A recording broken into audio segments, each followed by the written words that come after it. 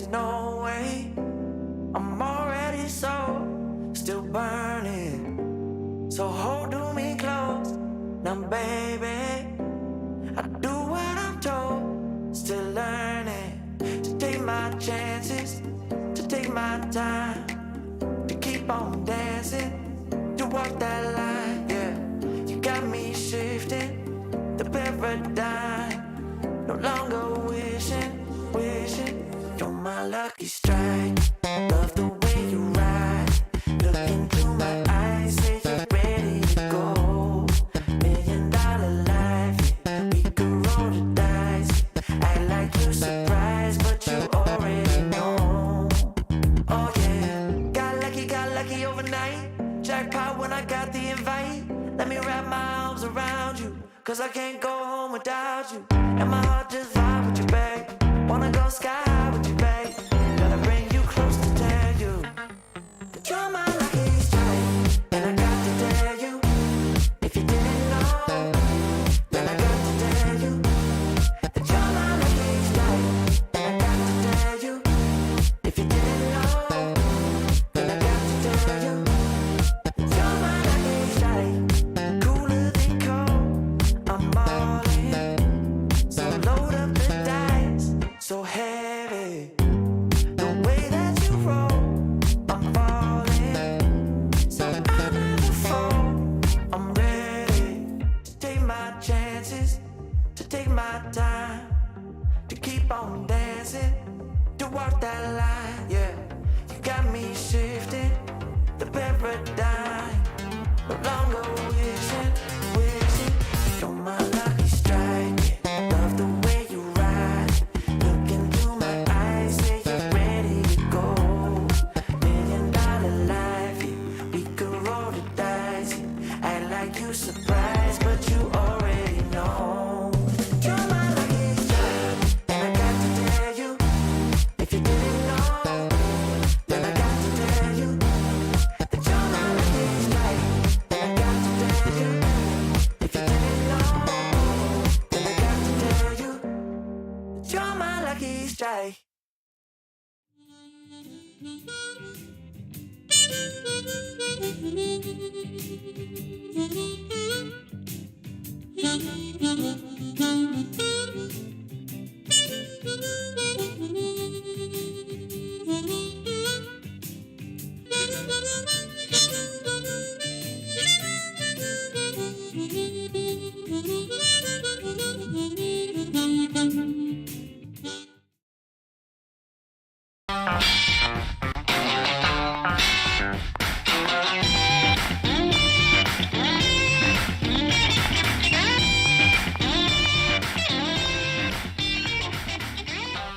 Well, I'll just tell you, folks, anytime we get started and I'm hitting the audio cues correctly, you know you're in for a treat because it's time for another week of the RecPoker podcast. Thank you so much for joining us for another week.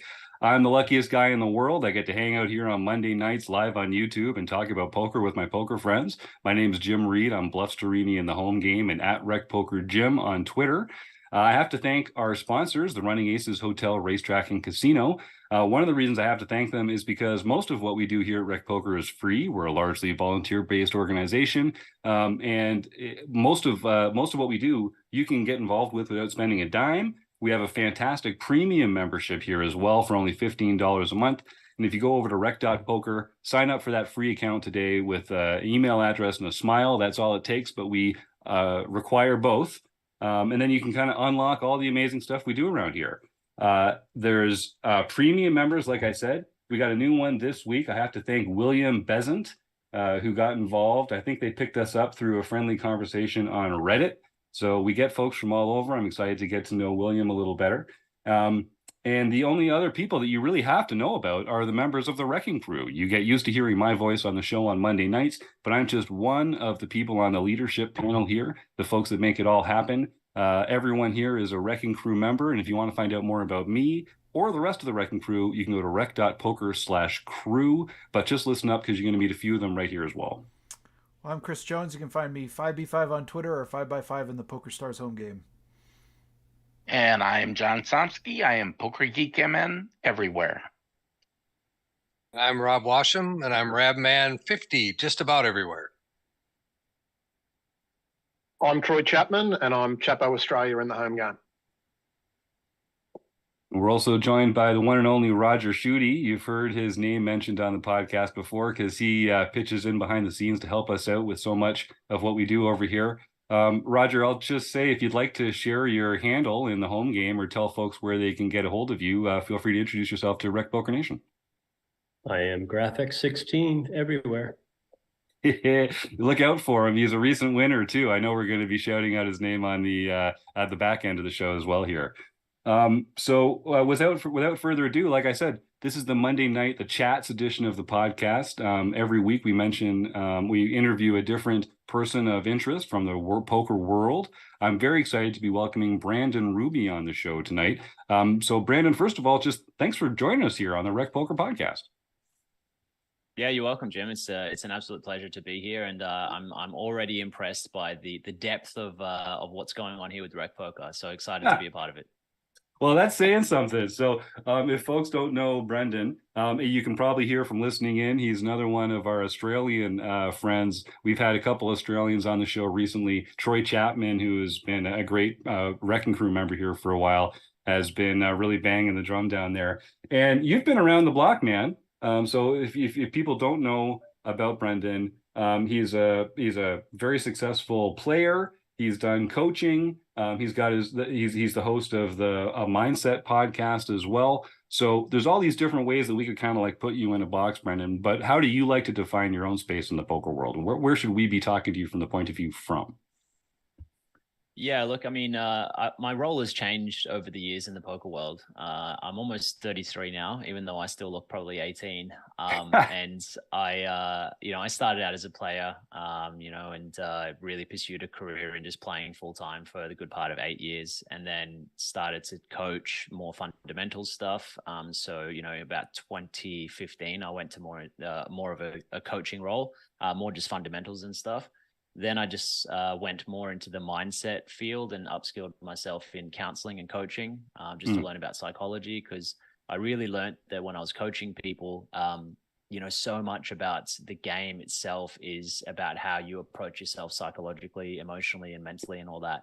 And around that time was when a lot of the GTO stuff and PioSolver and way more training websites started to come up. So I found when people wanted coaching, they were more looking for that interpersonal relationship, so they could actually share their lived experiences and almost bridge the gap for all those difficult, like how the hell do I even study poker and all this stuff. So fast forward to now, I have my own podcast called the Australian Poker Mindset, just sort of having discussions with people from the Australian world, and eventually I'll probably do more international players and whatnot. But yeah, like right now, I would say that, I'm a combination of a poker coach, mindset, peak performance coach. I don't really play as much as I used to, because I just have more of a passion of working with people, and just seeing them kill it on the tables. I really get a big kick out of that. Yeah, I get that. Well, I'll remind our folks in the YouTube chat, if you've got any questions for Brendon, feel free to type them in the chat there, and Chris and I will get to them. And anyone here on the panel, of course, just unmute and I'll call on you. And I'll remind our YouTube listeners, we're going to have our typical contest at the end of the show. We're going to do a draw to help raise awareness for food banks in your area. Food insecurity is on a spectrum. It's a problem around the world. And the winner this week is going to get a free month of Range Trainer Pro, which is a fantastic training tool. More on the GTO side of the stuff. So then leaving that behind us, folks, stick around for that at the end and enter your questions in the chat box now. So Brendon, talk to me a little bit about that evolution that you've been on since you started playing. You talked at first that you were coaching in sort of like the fundamentals. Tell me a little bit about sort of what that encompasses. What kind of skills or problems are you trying to approach at that level when you talk about the fundamentals?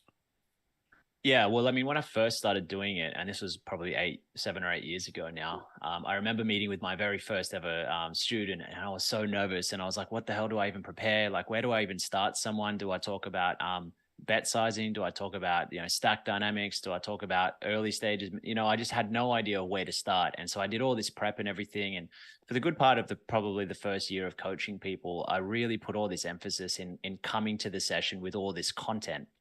but it didn't take that long to realize that people didn't want to be talked at in our sessions. So I pretty quickly learned that, you know, coming to the session and just talking at them wasn't going to help them. I had to have a, let's call it like a foundation or a plethora of tools in my toolkit to be able to bring to them. You know, like I bring my laptop, or if we're on Zoom, we do it over that. And where it came up from my client or student, I'd like to call them, that's where I would what I would call strategically wing it. So if they bring something to the session and says that, you know, like, hey, I had this hand and this happened, and I'll say, okay, well, what I identify here is a stack dynamics issue or a bet sizing issue or a ranging issue. So let's use some of that content I've got, and I'll pull it up and we go through that. So I sort of, strategically winging it is how I've figured out to be the best thing with people. And then helping them sort of find I guess like a platform, like whether it be GTO Wizard or whether it be pokercoaching.com or whatever site that works for them. That's sort of like a referral thing. Probably giving people free plugs here, but yeah. No, that's very familiar. I mean, I think a lot of our RecPoker Crew members do coaching as well through the RecPoker community. And, you know, we're also, we stick to fundamentals. You know, most of the people that are looking to us for coaching are, you know, if not beginners, they're intermediates. They're looking to be more serious about it, to take the next step. And I think kind of knowing that there's these other resources out there, once we've kind of figured out what the holes are, you know, that are really well set to plug them, that feels like a great way to do it. And that must be very, that must be very like gratifying and rewarding as well, as a coach. Is that something that you like when you get into the mindfulness stuff? I feel like what am I trying to say? The feedback isn't as obvious and automatic. Can you talk a little bit about kind of what that is like, that difference? Yeah. So what I'd say here is what I love about what I do is that when somebody's willing to come to coaching, right? So they're willing to first seek out a coach, right? That's like the first step. Like, hey, you know, I kind of need some help here, and I accept and surrender to the fact that I can't do it on my own. And maybe also I'm quite lonely, right? Because poker has a tendency for us to feel quite lonely because all the people we're around all the time are our competitors. So we don't know if we should be trusting them exactly, right? So we don't know if we can trust them or not. So we don't know who we can share information with because we feel like they're going to just use it against us in the next game.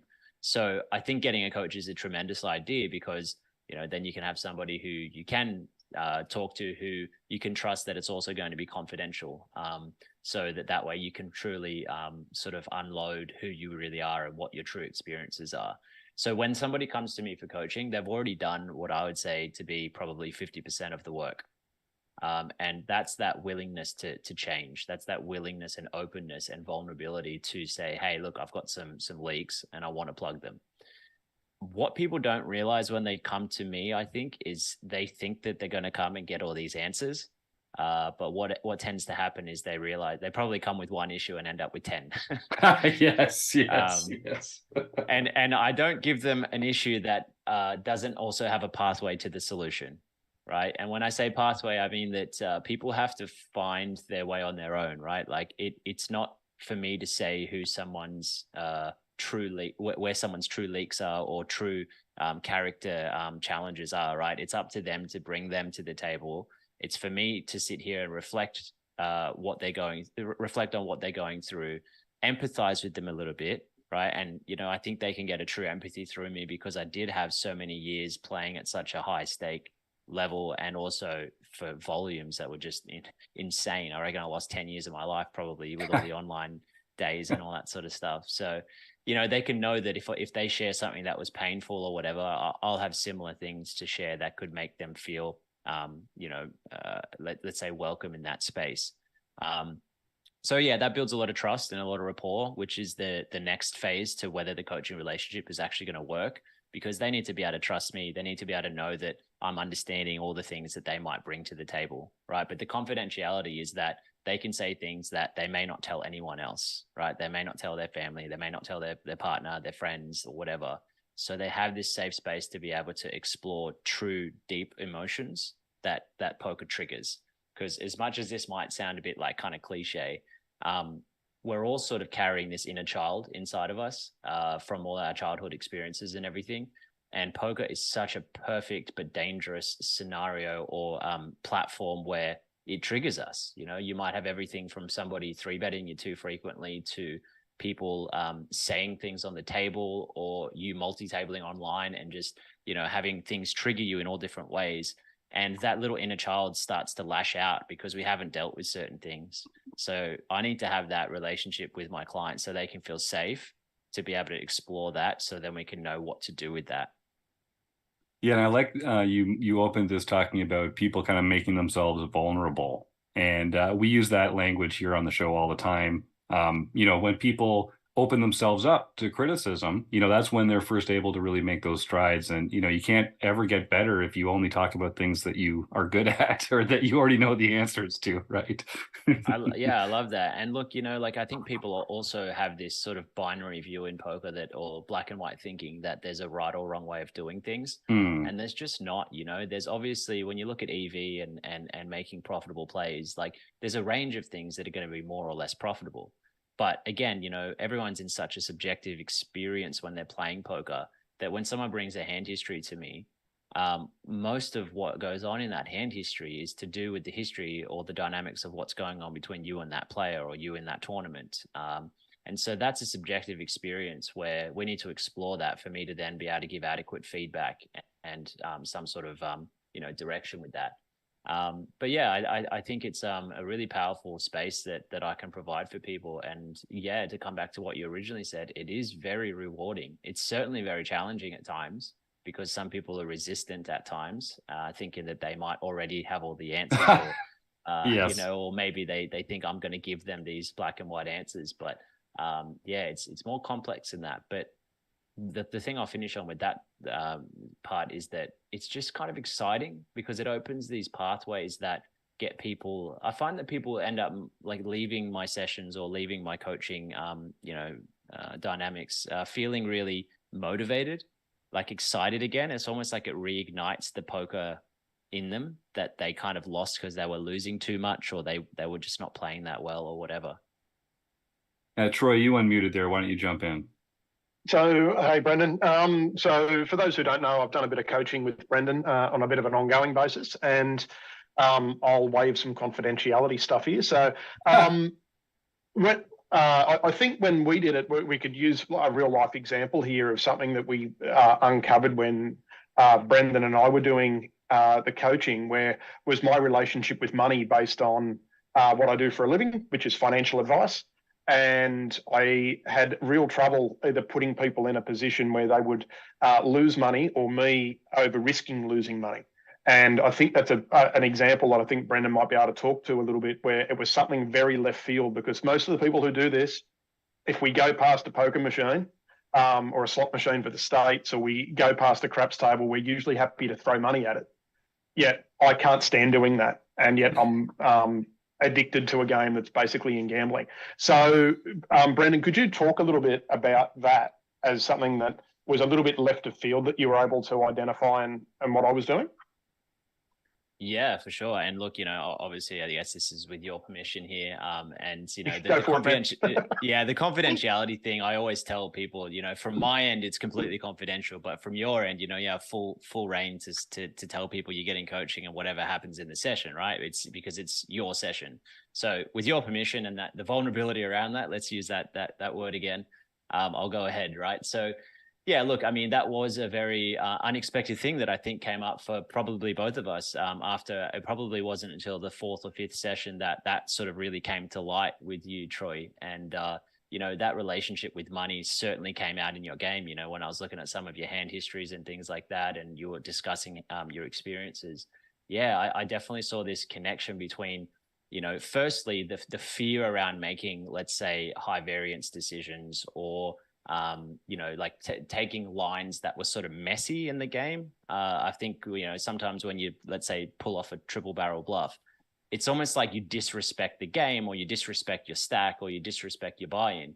But you sort of need to have that in your game if you want to win poker in the long term because of the nature of the payouts. You know, when you've got a prize pool that 30% is up top, you have to play a style that is high variance. And if you have a relationship to money that's incredibly conservative, and also you also have this relationship with people that your job is to protect them from losing money, well, you're going to feel like certainly restricted from being able to pull the trigger to put them in a let's say detrimental emotional space, right? And that actually segues me into another sort of thing that I think about when I talk about this, which is, when we play poker, we decide that we're all going to pay an entry fee.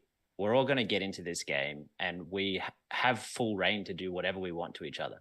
And actually 90% of this game is lying to each other. So when you think about that, it's like, if you have your friend on the table, you've both paid your entry fee, you're in a game. I would expect my best friends, my clients, my colleagues to be lying to me in the game. If they don't, I'll be disappointed in them. But anyway, coming back to you, Troy, like, what other things came up for you, when you kind of came up with this, well, when we discovered this little bit about you? Well, it was just interesting that I wanted to protect people who had money on the table, and I was worried about the fact that the buy-ins that some of these people were playing at was above what I knew that they could afford in their real life. So I didn't want to. We worked out that I didn't really want to bust them or take their money if it was a cash game, because I knew that they couldn't afford to be playing at the stakes they were playing. And so it was an amazing thing. And then we actually went and investigated doing hypnotherapy in regards to trying to segregate, with Brendon suggested, go get the hypnotherapy and try to separate what you do at the table compared to what you do in life and work. So I went and did 3 sessions of that, and I believe it's made a pretty good difference, because now I just view it very differently. If people have paid their money and they sit at the table, that's their choice to get there. After that, well, it's my job to try to do what I need to do. So it was an interesting takeout that's not exactly poker related, but something that Brendon was able to uncover with part of that process. One of the other things I wanted to ask Brendon was, what came up a lot when we were doing our training was the differences between a higher buying type arrangement and the tournaments and the experience that you have with that, compared to, say, a $300 tournament, where a lot of the listeners to the podcast are going to be playing regularly in the 300, but they're not going to be playing too many in the $1,500 plus buy-in range. So how can you sort of share with everyone what some of the tips and traps and things where you can actually almost trip yourself up by playing in some of these sort of more regular buy-ins, please? Yeah, look, and if I could expose another little thing that we had in our sessions, Troy, which might be relevant to this, you were sending me a lot of these hand histories that you were playing these micro stakes, like real baby stakes, right? In our initial set, $3 and $5 ones. Let's just be honest. Yeah. I'm giving you the room there, to be honest, right? Yeah. So, when you were sending these hand histories through, it was near impossible for me to give adequate feedback, because, I'm not here to coach you to play $5 tournaments, right? I'm here to help you upskill to play tournaments. And look, cash games are a different thing, right? But the mindset to cash games is sort of similar. But for me, I've always been a tournament player. So when I'm coaching fundamentals with tournaments, it's like, well, look, this is not a true poker game, right? Like, what I believe a true poker game is when there's enough money on the table that people are going to fear it, right? So my soccer buddies always joke with me about this, right? They always want to play against me, right? Hey, let's have a poker night. Let's go and beat Brendon, right? And sure enough, we had a poker night, and sure enough, they all beat me, because we only played for $5 and $10.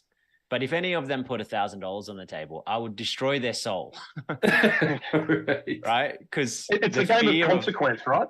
So there needs to be consequence to your action.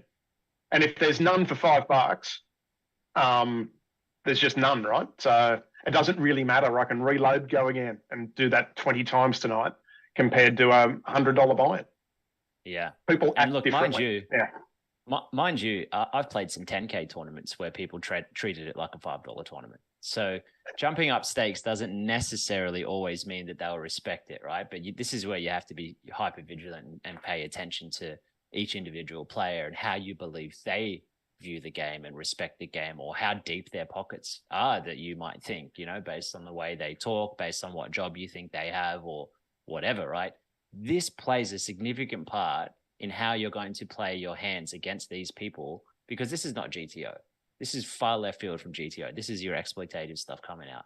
How does someone view the game? How does someone view money? How does somebody, you know, why is that person there in this tournament?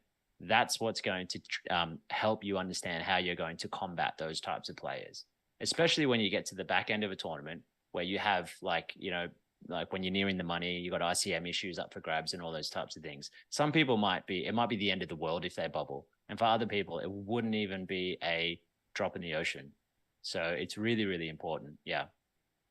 That's Not actually sure if that that exactly answers your question there, Troy, but it's definitely important to bring up. Yep. That teed me up for a segue here for a second. I think Troy probably has more questions, but for the second, this is something that we do talk about here from time to time. When it comes to game selection, stake selection, it has to be high enough that it is meaningful to you, but not so high that you're making mistakes because you're playing as scared money. So, Brendon, let me ask you, how should our listeners decide where that threshold is for them? Like, what can we do other than just like visualize being at the final table, or, you know, because everyone has different bankrolls or budgets, everyone has access to different kinds of events, different skill levels. I want to resist the urge to just say, well, if you make $100,000 in a year, this is your buy-in. If you make $50,000 in a year, you know, what can we do to ourselves kind of figure out where is our comfort zone when it comes to buy-ins or stakes or payouts or that kind of thing? I mean, look, it's a great question and a very complex one to break down, because there are lots of things. Firstly, I'll say that I'm certainly not the right person to come to when it comes to financial advice. Maybe Troy will be your guy for that. Yeah. What I can tell you though is that when it comes to poker and sort of looking at the games you're playing, the first step is probably an understanding of what level of respect to the game you can expect, right? For example, $3 and $5 ones online are going to be pretty much nothing, right? And you have no idea if somebody's fallen asleep at their computer or whatever, right? When you get to say $20 to say $50 buy-in levels online, that's probably equivalent to your $300 live games, I believe. So your $20 to $50 games are pretty respectable games, especially if you're playing fields that have 1,000 players in it or whatever. You're still going to get some juicy little prize pools. One in the back end, first prize might be $10K for a $30 or $40 buy-in or something like that. It's still going to be a really decent game. So that's before we even consider what your bankroll might be or anything like that. But yeah, like to understand that those stakes are going to have a certain level and expectation of how people are going to value the game or treat the game.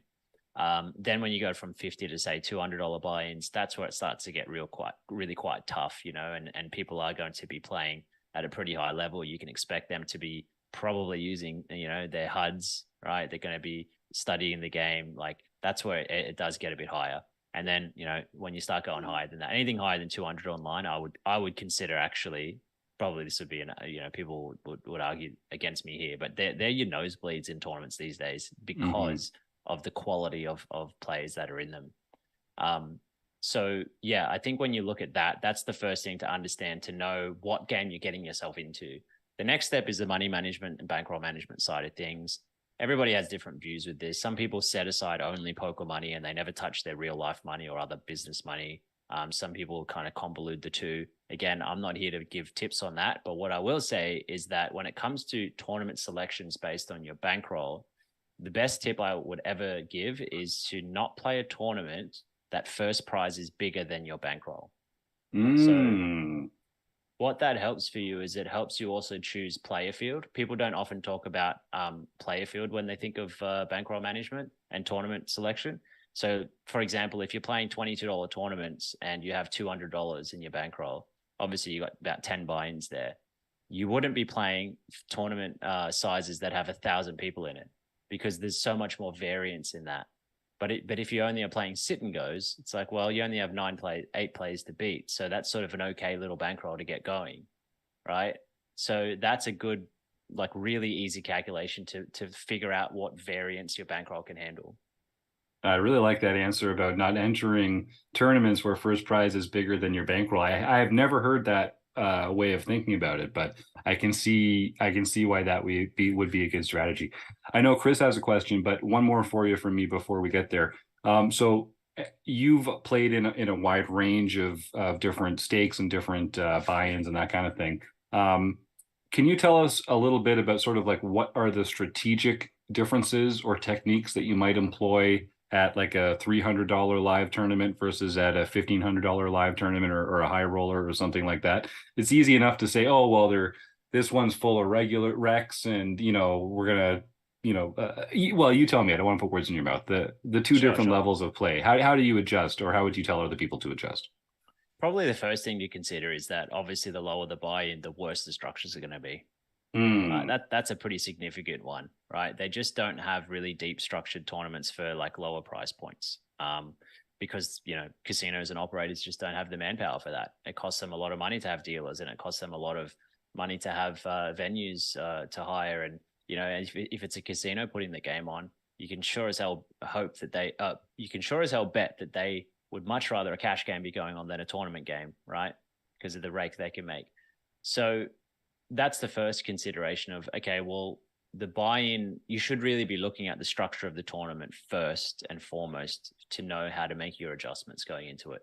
Obviously, if you're playing like a $1,500, multi-day tournament or something like that, then you can't win the tournament on day one. And the structure actually probably is only going to have average stack at 3 times the starting stack by the end of day one. So those are pretty simple but key starting points, I would say, with this stuff. And then I guess in terms of like the player field and how you're going to sort of navigate through that, look, it's a really tricky one to answer, because I literally just had a session with one of my clients before this call, and I was saying that you sort of like, I would never give any advice on someone on the day going into a tournament. Often people say, hey, Brendon, I'm going to play this tournament. Any last words? And it's like, well, no, because you've done all the work up until this point. My last words are to focus on your mindset and your well-being, so that you're fresh, so that you're calm, so that you're collected, with whatever that means for you. But I don't know who's going to be on your table. I don't know if you've got history with these players. I don't know. Like, the only thing you can predict is the structure. So, it might be worth looking at and projecting yourself into the structure of the tournament, knowing whether it's going to be a turbo or a semi or a super turbo or a grind or whatever, right? Like they're the key things that you can predict. But you need to have that, what I used before, you need to have that ability to strategically wing it in your games with all the tools you've been learning, right? Yeah, I like that. That's good advice. Chris Jones. Yeah, Brendon, I kind of wanted to shift gears a little. I mean, since you have a podcast on mindset, I think when I talk to other players, particularly less experienced sort of recreational or amateur players, I hear a lot of different takes about what even mindset is. For some, it's sort of the idea of, well, I exercised and I meditated and I slept well the night before the tournament, so my mindset's good. For others, it's sort of like this idea of like, well, I just have to manage tilt in all its forms. I've got to manage how I approach variance and how the game comes at me, and then I'll be fine. For others, it's sort of like I have to be able to manage the people around me and sort of understand like those dynamics. And maybe if somebody's being rude to the dealer, just kind of play my game and not get involved in that kind of stuff. And I'm kind of curious, maybe it's all of those things. Maybe that's what in sort of your definition and sort of mindset, but I'm kind of curious about like, how do you define, mindset for a poker player? And then what are some of the best things for people to focus on if they're wanting to improve that part of their approach or their game? This is probably one of my favorite topics to explore, Chris. Like, what a great thing to bring to the table. Like, I really, what I think about poker, right? This is how I view poker. Poker is the perfect game that depicts life, right? You have so many similarities, and this is why it's such an attractive space to stay in for so long. I think Troy mentioned being addicted to this thing. It's like, well, of course it's addictive. It depicts life in one of the most exciting ways possible, right? We have variance, we have skill, we have psychology, we have emotions, we have, this roller coaster, which is variance, I suppose.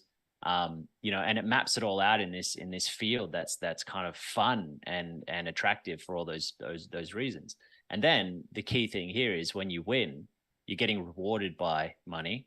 And also, which is more rewarding to most people, I've found, which is a surprising discovery for me over the years. What's more rewarding for people is the social recognition.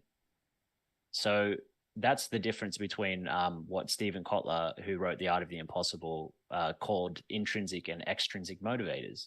So it'd be helpful for people to know what their intrinsic and extrinsic motivators are. So an intrinsic motivator might be, well, this feeling inside of me that I need to be recognized for my skill. I need to be recognized for my abilities. I need to be recognized by, it might even be, actually often it's as close as, I need to be seen and loved by my dad, my mum, my siblings, whoever raised you. And I know, this may be completely new to some of your listeners, but this may be heard 1,000 times. But that is what we carry at our core. These are our core beliefs. You know, maybe I'm invisible to my parents. I'm invisible to my family, my siblings, my community, and I need them to see how cool I am. I need them to see how fucking awesome. Sorry, I probably just no, that's all right. No, you're not the first. Yeah, so it's like, you know, I need them to see how amazing I am, right? So it's something to do with self-esteem. It's something to do with self-worth. It's something to do with confidence and all those things. And again, you know, people don't get attracted to poker thinking this, but this is exactly what's going on.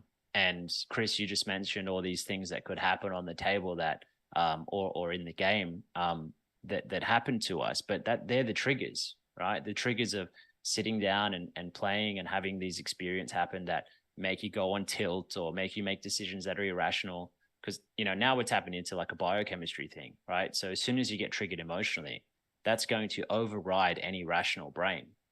So that's why I'm so passionate about the mindset side of things, because the way I see mindset is, well, we need to have two things, right? We need to have a relationship and an understanding of who that inner child is inside of us, right? The second thing is we need to have a really, really deep, big toolkit of practical things we can use off the table and on the table to be able to manage that inner child that we have that relationship with. So I can give you a little example just of what I've been doing in the last month. So I took myself to this 3-week trauma-related center where they treat childhood traumas. And I've been meaning to do this for a long, long time, but it's a very intense program. So finding the time and whatnot to be able to go and do it was quite hard. But I found it. I got myself there. Handed in my phone for 3 weeks. They didn't give me sugar. They didn't give me caffeine. There was I couldn't even take a novel, right? So it was only self-help books, right? Every day we had 6 or 7 hours of different forms of therapy, group therapy, workshops and all these types of things, right? And, you know, what I learned about myself was so profound that like I feel like so much better. It's almost like I've had this battle for like 8 years of trying to understand my own personal demons or my own personal triggers, right, that happened on the table. And, you know, I've gotten some of the way over the years, but now it's almost like, well, I've done the most intense form of going to the bottom of the elevator inside of my psyche and finding who's in the basement and what's going on there.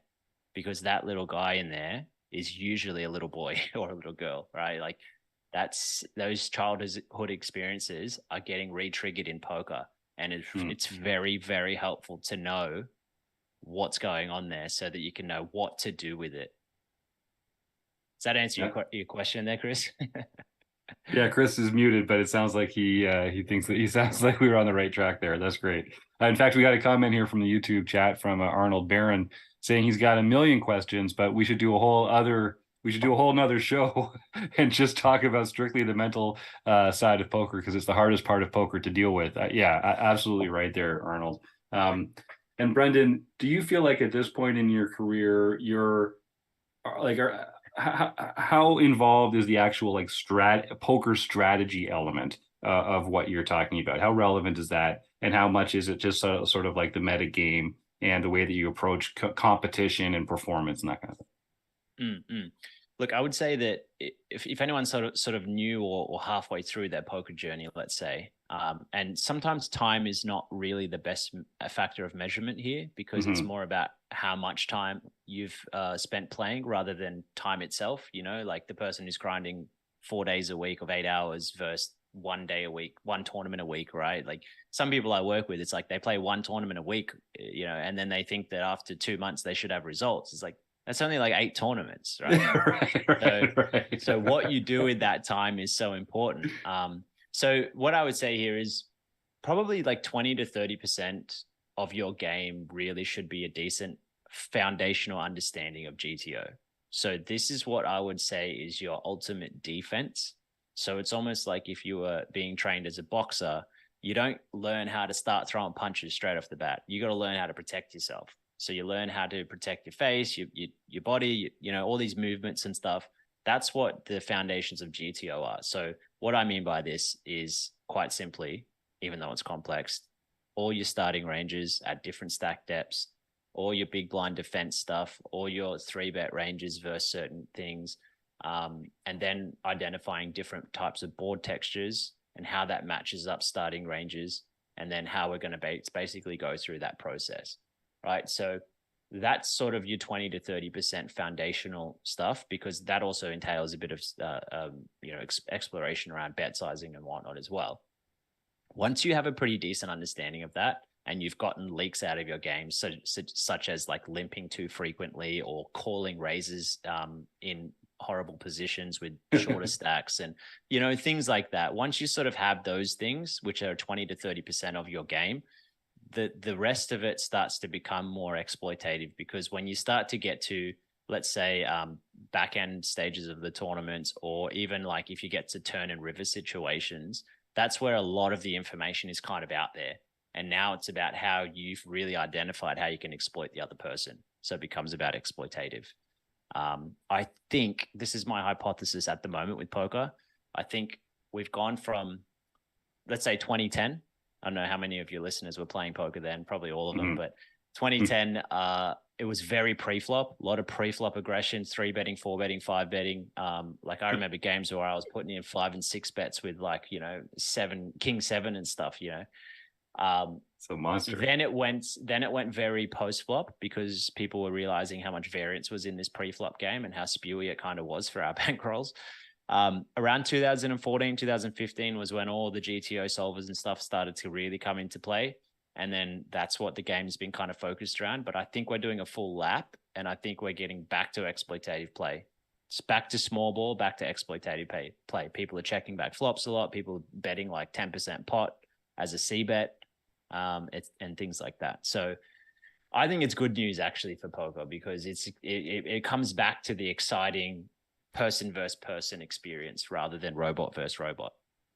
Yeah, and you know, we all the great players talk about poker as a game of adjustments, adjusting to the play at the table. You know, if they're doing X, you do Y. And so there's always, that's one of the things I love about the game, is even if we solve it, it's still going to be a different set of people around the table every time. You know, variance matters. I love seeing all these people that are just like randomizing every decision. It's like, well, come on, man, come back to us. If you're randomizing every decision, how much strategy can even go into it? Well, so we talk. Sorry to interrupt you there, Jim. No, but please, often please. you get a lot of people who come to poker from other games, right? So they've come from backgammon, or they've come from chess, or they've come from bridge or something like that. And I don't know a whole lot about those other games, but from what I've heard, those games kind of get to a point where you kind of hit a roadblock where you just you've done all you can, and it's just about, you know, being in the best headspace. But I think the variables in poker and the excitement around that is what brings people and keeps people in poker for much longer than other games. Yeah. It's that they called it something. It's almost like the same algorithm that like social media or a poker machine might have, right? It's this randomized concept, and they've done these, you know, experiments with rats and stuff around like if they press a button and random things come out, they're going to be way more attracted to that than boring things, and then less likely to take the hit of cocaine or whatever they put in their little stuff like that, right? We need this randomized excitement about our life, which I think poker provides.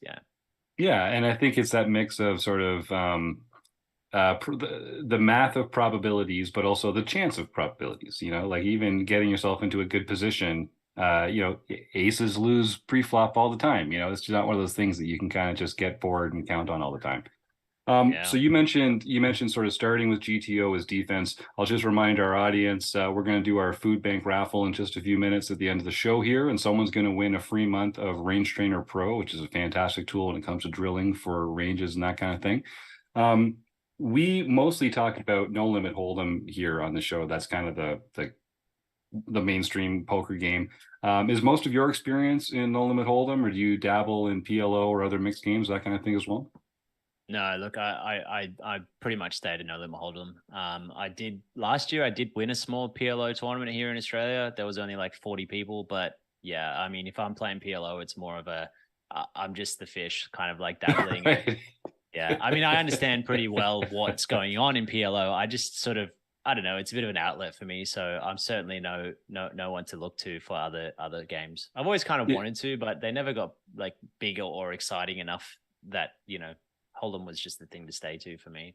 Yeah, that makes perfect sense. And you've had some great success with No Limit Hold'em. So can you talk a little bit about some of your biggest wins, some exciting times for you on the felt? Like I don't want to dox you. I've looked you up a little bit. You've got some impressive results on End and Mob, and I know at your age, it feels like you've played a lot of poker. You've established quite a resume here. What were some of the more exciting moments for you as a player?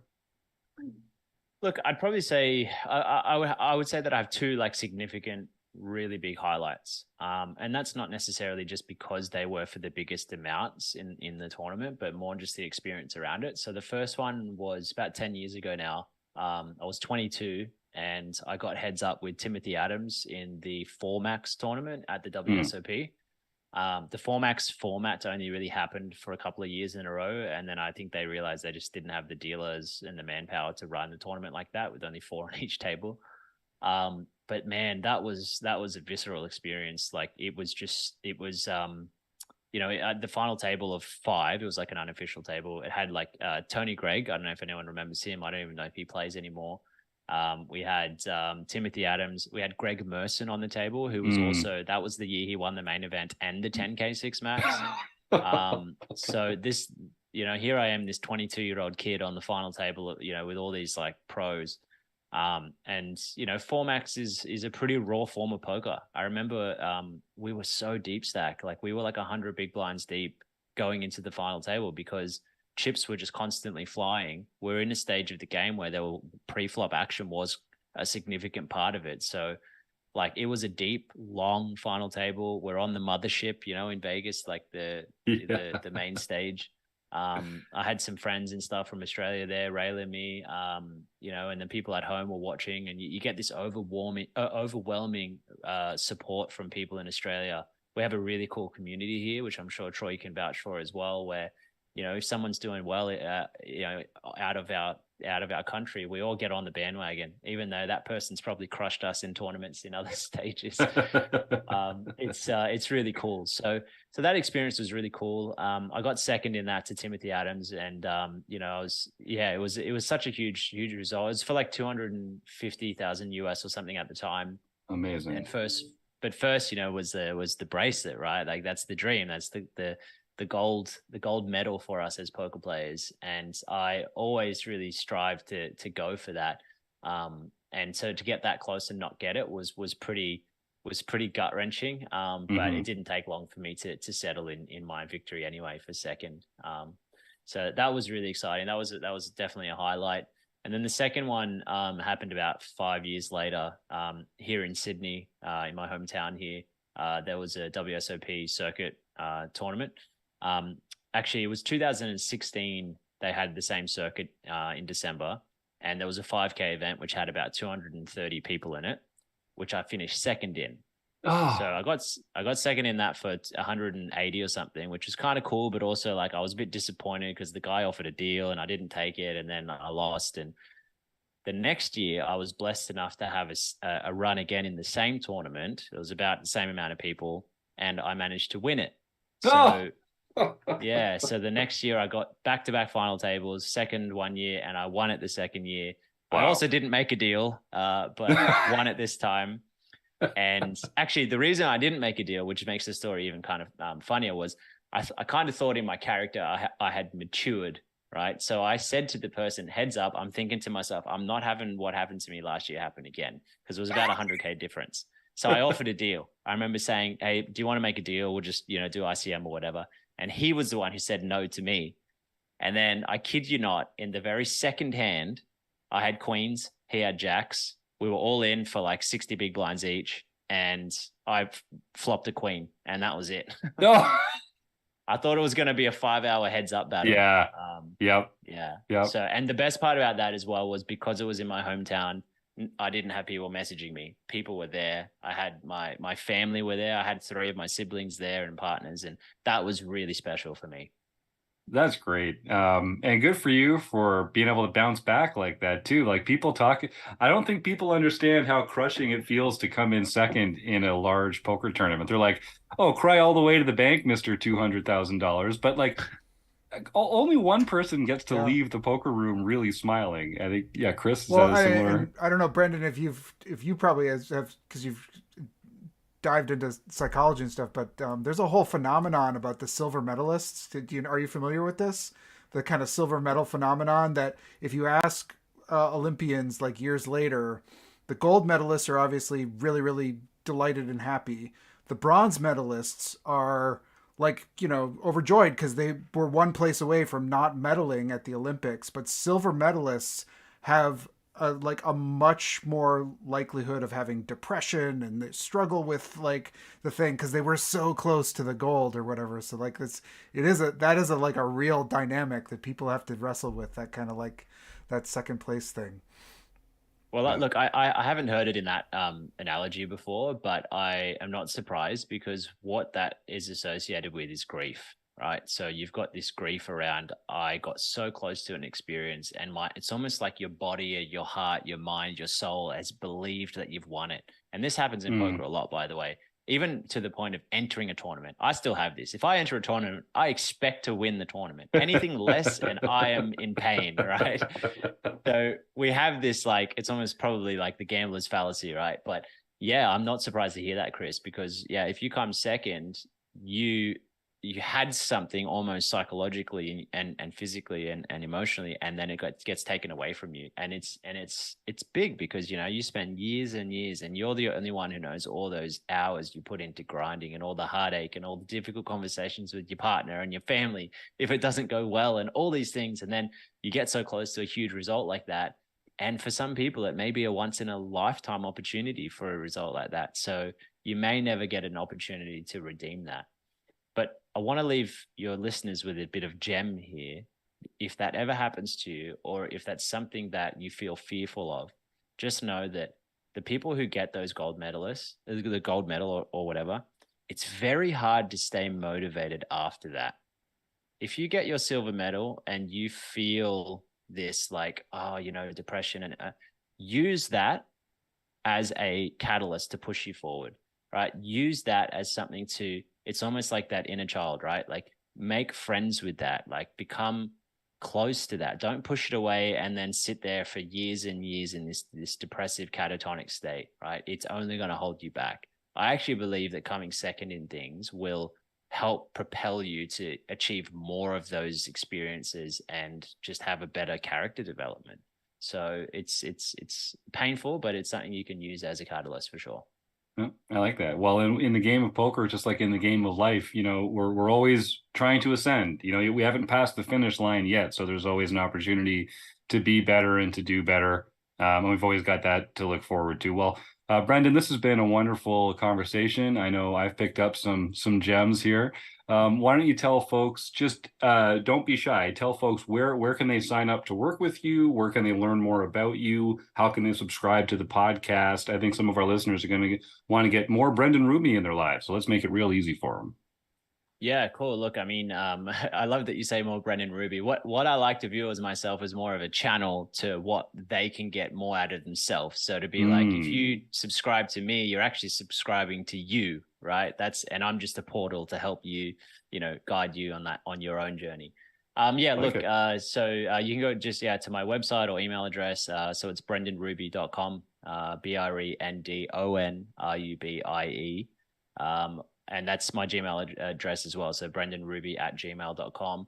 I mean, it's pretty easy to find me on social media as well. So you can just go to Facebook or Instagram and just search my name. Just Google me. I feel like people know how to find people these days. It's true. And make sure everyone checks out Australian Poker Mindset podcast as well. Yep. And we'll put the links to, we'll put all those links in the show notes here. So if you're listening at home, I mean, if you're listening at home, why aren't you enjoying this podcast recording live on YouTube every Monday night? Come on, type your questions in the chat for our guest, win a prize.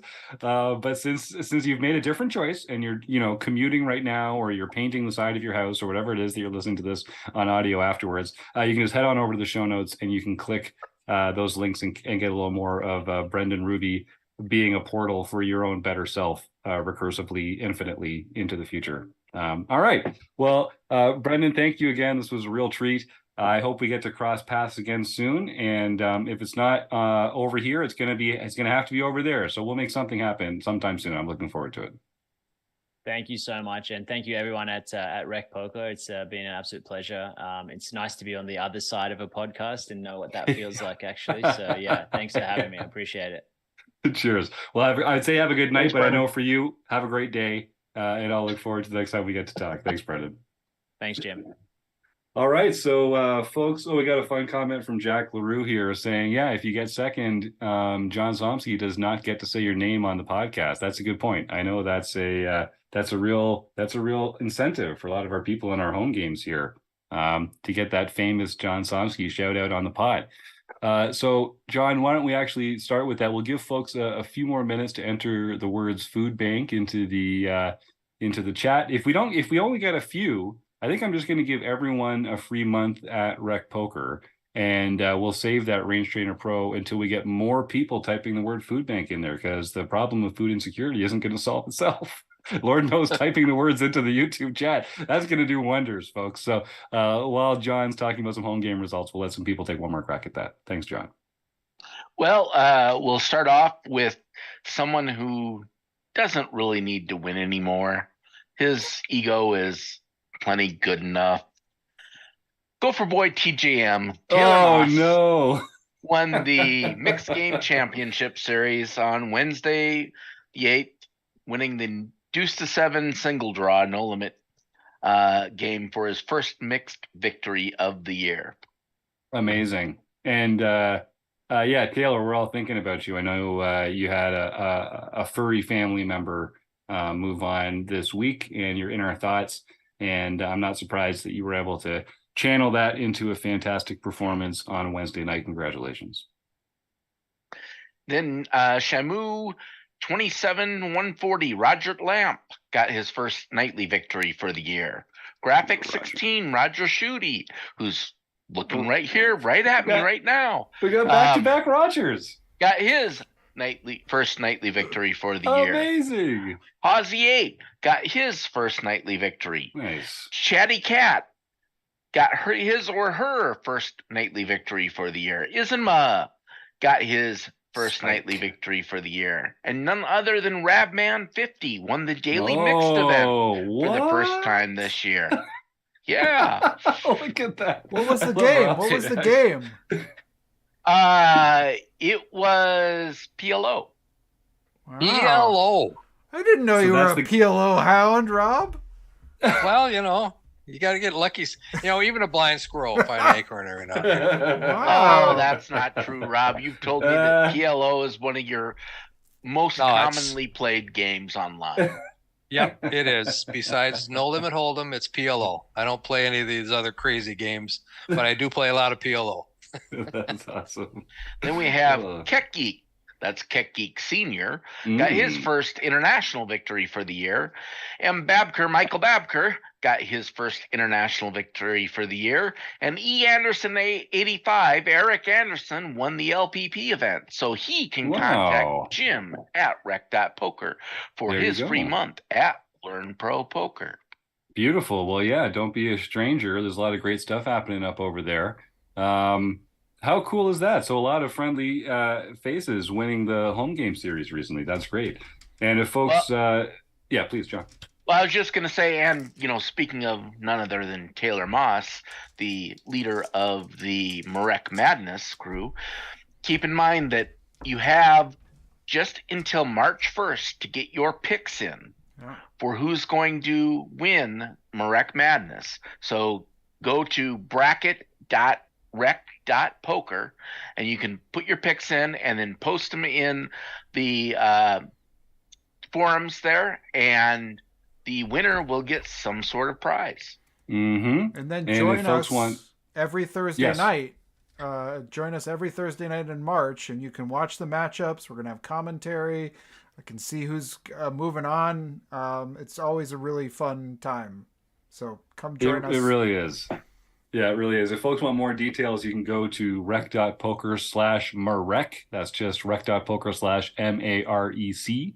And there's all the details there about choosing a bracket, making your predictions, posting it in the forums. You can watch some highlights of the commentary and the stream from last year.